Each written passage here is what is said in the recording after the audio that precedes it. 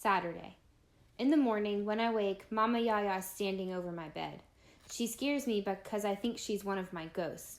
But Spot doesn't bark, so I calm down and see it is Mama Yaya with her Coke bottle glasses on top of her head. I don't know how long she's been standing there watching me sleep. "Are you okay, Mama Yaya?" "I'm fine," she says. "You know how much I love you." Yes, I do. Though most often Mama Yaya never says the word love.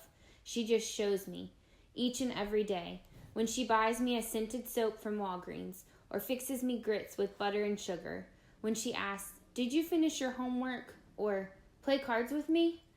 "I was glad," Mama Yaya says, her voice scratchy, "when your mama wanted me to help birth you. I buried your caul in the backyard, but not before I said prayers, laid down roots with it, and not before I took a drop of its blood and made tea for your mama to get strong." Mama Yaya has never told me this before. I want to ask, where'd you bury the caul? Is it beneath the magnolia tree, beneath my bedroom window, in the flower bed? Instead, I keep quiet and listen hard. My tea didn't work because your mama didn't want it to work. Spells, charms, roots can only do so much. All the root workers, all us folks who believe in fates born in Africa know that. I sometimes think your mama chose to leave you with me. She knew I'd love you, like my own. She knew my loving you would keep me strong. But I think Mama Yaya no longer seems so strong. She points her finger at me. "Just remember, Lanisha, don't feed the storm. The storm takes, the storm gives." Then she is gone, shuffling, leaning on her cane. For some reason, I want to cry. I go to the window, poke my head out into the hot, damp air. It seems an ordinary August day. Don't feed the storm. But the creature is already feeding on warm Gulf water, feeding on moist air, sucking it in, becoming a monster. I get angry. How dare the storm worry Mama Yaya? I don't know what to do. I grab the pre-algebra teacher's edition, a pad and a pencil and eraser. In bed, under the covers, I solve the hardest problems. In the afternoon, the TV announces an emergency message. I sit on the couch beside Mama Yaya. The reporters in the TV studio and those on location in City Hall are chattering, saying the same thing over and over. Emergency. The mayor will speak. Then, everybody quiets when the mayor comes out. He looks straight into the camera and says everybody should get out. Now. Leave New Orleans. Flat, just like that. Leave New Orleans. This is a mandatory evacuation. Mandatory. Mama Yaya bites her lip, shakes her head, muttering, "How can it be mandatory if we don't have a way to go?" I feel like screaming. I want to leave. I'm super scared, but if I tell Mama Yaya, I may upset her more. I can't sit on the sofa anymore. I get up and go outside. My street is not the same. It's busier, crazier, with more activity than last night. In front of Mrs. Watson's house, there are 3 cars with boxes and suitcases on the roofs. Mrs. Watson's son, Ernie, is yelling, "Ma, hurry up!" "I don't know what to take," Mrs. Watson wails. "Don't matter," says Ernie. "We'll be back. Come on now." Mrs. Watson, when she sees me, rushes down the steps. "Lanisha, we're going to Baton Rouge. You and Mama Yaya come too." "Mama, there ain't no room," shouts Ernie. Ernie's wife is holding a baby on her hip. Mrs. Watson's other children are with them too. 4 Watson kids, and each of the 4 kids has 2 kids. One has 3. It'll be one uncomfortable ride in the 3 cars. Good thing Mr. Watson is a ghost, I think. I see him, shaking his head, standing behind Mrs. Watson. He's trying to comfort her, but she's too busy worrying about me to feel him. Most people would feel ghosts if they let themselves, but most folks are ignorant on purpose or else too busy, too scared. Real folks ignore any kind of magic. I say, "Go on, Mrs. Watson. My people are coming for me and Mama Yaya." "Truly?" Mrs. Watson says, relieved. Ernie wipes his sweaty brow. "I knew your family would one day come to their senses." "Truly," I say. I start walking, raise my hand high as a wave, but I don't look back. No one is coming for Mama Yaya and me. I feel shame. Even if my uptown relatives don't want me, at least they could rescue Mama Yaya. They owe her for taking care of me all these years, I think.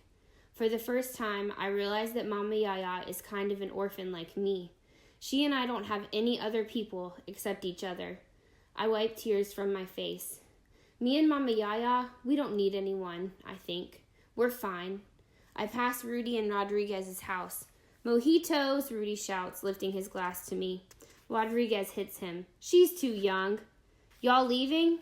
No, says Rudy. Mojitos are fine for riding out storms. Tropical drink for tropical weather. I smile, feeling good that they are staying, comforted that we won't be alone.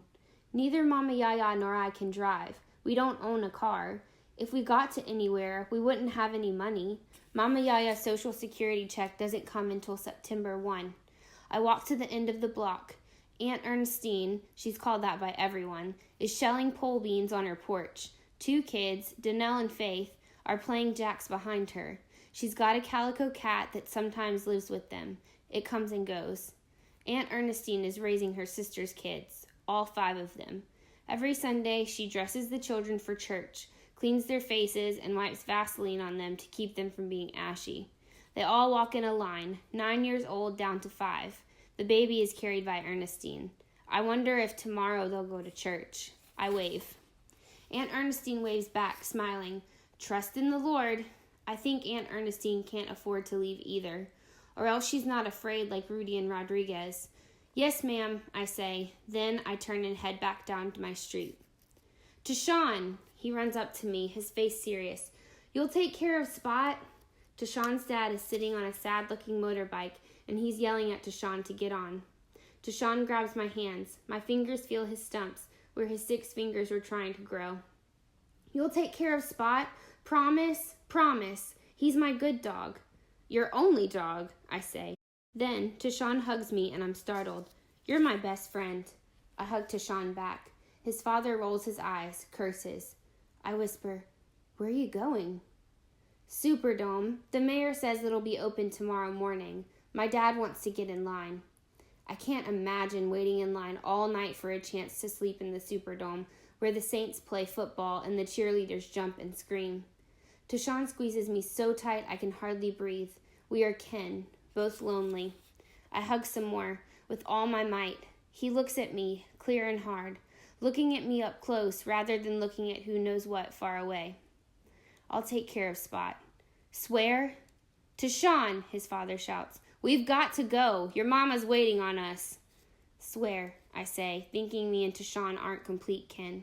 He has a mom and pop looking out for him. Lanisha, Tashawn says, Jenya was by earlier looking for you. She was? Yeah, she knocked at your door, but no one answered. My heart is racing. She told me to tell you, see you soon. She did? I'm acting stupid, asking to hear again what Tashawn just told me. Tashawn! Got to go. He races off and gets on the motorbike, wrapping his hand around his father's waist.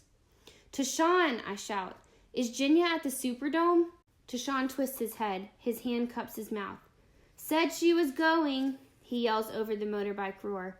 I wave and wave. I think, I will protect Spot with my life. Jenya and I will be friends after the storm. I watch Tashawn and his pop motor down the street. I think, look back, Tashawn, look back. I stare and stare at his bobbing head. The motorbike billows smoke. Look back, Tashawn. I'm surprised by my feelings. 2 days ago, I just knew Tashawn as the short, weird, quiet kid in my neighborhood in class, and now I feel like I've known him forever, which I have, but it's all different. I know Tashawn protects dogs, and he trusts me enough to share a Spot, and he, somehow, knew that it mattered to me that Jenya came looking for me. I see the signs. I couldn't before. There. Tashawn turned his head, smiling. He's looking back at me. I jump, excited. Then he and his pop disappear, motoring far, far away. I stand in the middle of the street. On either side of me, folks are packing cars to leave, hammering wood over windows, or else standing, sitting on the porch, playing music, drinking liquor like it's Mardi Gras. No one is paying attention to me. I turn towards home. I'm feeling happier, a little less scared. Tashawn has looked out for me. I will look out for him. And Spot. When I see Jenya again, I'll give her a drawing of a bridge. I have a feeling she'll like it.